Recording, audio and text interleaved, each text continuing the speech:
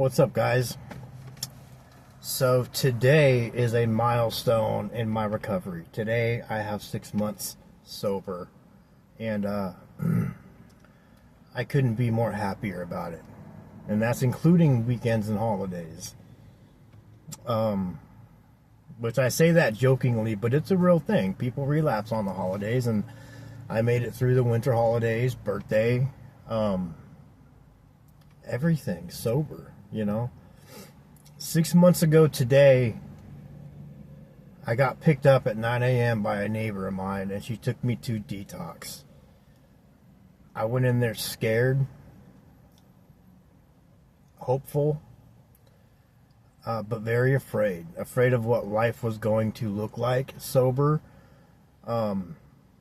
afraid that I wasn't going to get it this time, because I've tried this numerous times. Since 2018, I've been in and out of recovery, right? And this is the first time I've actually gotten sober. And what I mean by that is all the other times I got caught, right? I went and got sober to appease my kids, my wife at the time, girlfriend, the law, whatever the case may be. I never did it for myself. As much as I thought I didn't do it for myself, because if I did it for myself, I would have done the work. I loitered around AA. I went to all the hangouts, the barbecues, went to 100 and something meetings in 90 days, chaired meetings, said all the $5 nice sayings and all the things people wanted to hear, but I never did the step work like I'm doing today. I never moved forward. What I did was I used AA and I used God to get everything back that I lost. And then I would take back control over my life. And me taking control of my life is a bad thing. I can't do it.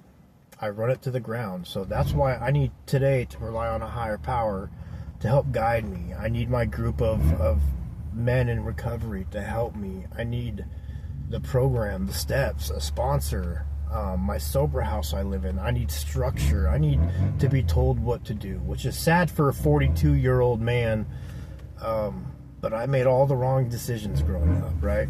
And that's just how my life's turned out today. But today, some of the highlights of my life today. I am in school today to be a drug and alcohol counselor. I'm in my first quarter. I'm about to be a grandfather. In a few months, I'm hoping to get back connected under the same roof with my son. Right now, he's with my mother. God bless her. She's helping me a lot right now so I can get on my feet. All of you who have supported me from day one, it's just been amazing. It's been amazing. I could not have done it without you. 150%. When I first started doing these videos back when I was using, I expected to get a lot of hate-filled comments. A lot of, oh, you junkie, just kill yourself, blah, blah, blah. And it was the opposite. I got nothing but love and understanding from you guys and compassion. And that, my friends, is what kept me pushing a little bit longer. And I decided to keep doing the videos and then document the detoxing, the going to treatment, the early recovery, all that stuff. And I'm so glad I did, because now I can look back and watch my journey and how bad I looked compared to now. Now, in the series of videos, my first attempt at going to detox, I got out that same day and I relapsed. Okay, same day.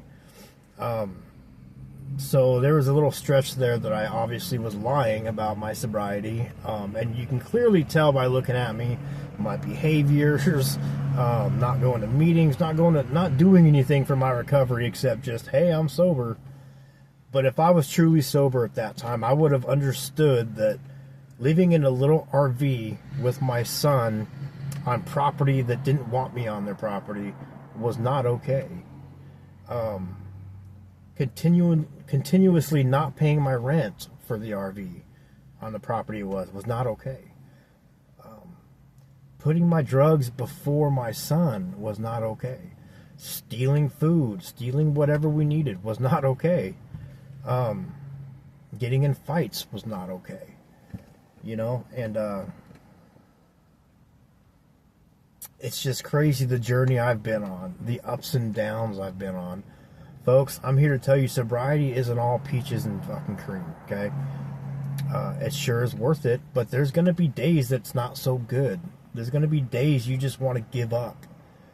Man, I urge you, keep pushing. It will pass. It does pass.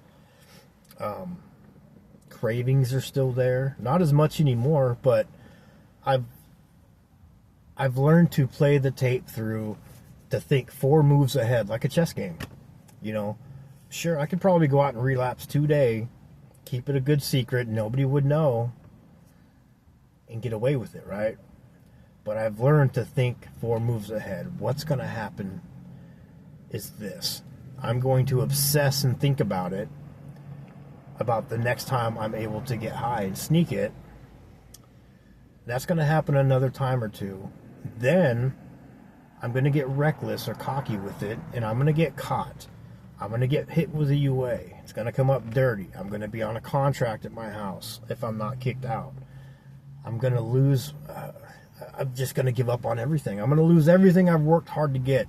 And guys, I have worked incredibly fucking hard to get to where I am today. I'll be damned if I'm going to fucking throw it away for a cheap ass high. Really. And the chances of me overdosing are extremely high, because everybody that's died in my life due to overdose, everyone has the common denominator that they were sober for a while, then they went back out and relapsed and fucking dropped dead. And I'm not going to do that. I'm not going to leave my daughter, my son, my new granddaughter coming up. I'm not going to, I don't want to leave that with them. That's going to fuck them up. I need to live and I need to survive for the people that love me, because there are people that love me today, and I need to be strong for them. And if I go back out and I relapse, how dare I? You know, how dare I slap those people I love in the face by going out and relapsing? And then insulting them further by lying to them, right? Today I'm a man of integrity. Today I'm a man of honesty. I'm a man of principle. I'm a man of integrity and dignity, you know? And that's worth more to me than any drug on this earth. And even on the days where I want to give up, or I'm so depressed I just want to eat a fucking bullet, I know it will pass. I know it'll pass. And I know what to do today. I have the tools today to get through and work through those feelings. I'll go to a meeting. I'll call somebody. I'll call my sponsor. I'll talk to one of my roommates. I'll watch some funny stuff on YouTube. You know, I'll get on here and I'll talk to you guys. There's been a few videos where I've been on here just venting and crying even, you know? And by the end of that video, I feel fucking good, you know? Don't suffer in silence is what I'm trying to tell you. There's people that love you. There's people out there to help you. Pick up that 2,000-pound phone. Reach out and call somebody. Because your life is worth it. You are worth it. You are beautiful. You are strong. You are exceptional. Even if you don't feel like it, you are. And I challenge you every single day. This is something I say every day. It's kind of silly. Every single day, or every night mostly, I tell myself before I go to sleep, if I don't fall asleep, that tomorrow something amazing is going to happen today. Or tomorrow something wonderful is going to happen. And I'll say it 3, 4, 5 times. Tomorrow something great is going to happen. Tomorrow something wonderful is going to happen. And I'll repeat that. And you know what? Something wonderful does happen every day. Even if it's just as simple as I laid my head on that pillow at night and I didn't have to put anything in my veins, in my lungs, or up my nose to feel better about myself. That's a fucking win, you know? Not eating a bullet, that's a win, okay? So if you're out there and you're struggling, man, please get some help, because you sulking in silence is not going to help you. It won't pass on its own like that. You need to do something